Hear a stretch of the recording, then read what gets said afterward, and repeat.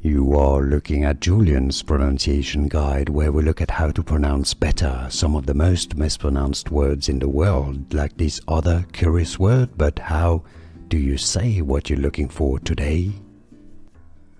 Let's learn how to pronounce this Italian name, the name of an Italian painter. For more names of different artists, including from Italy, the Renaissance, make sure to stay tuned. In Italian, the pronunciation is as Fra Angelico, Angelico, Fra Angelico. Now, in English, you can simply say it as Fra Angelico, the stress on the J syllable. Fra Angelico from Italian, how to pronounce Fra Angelico.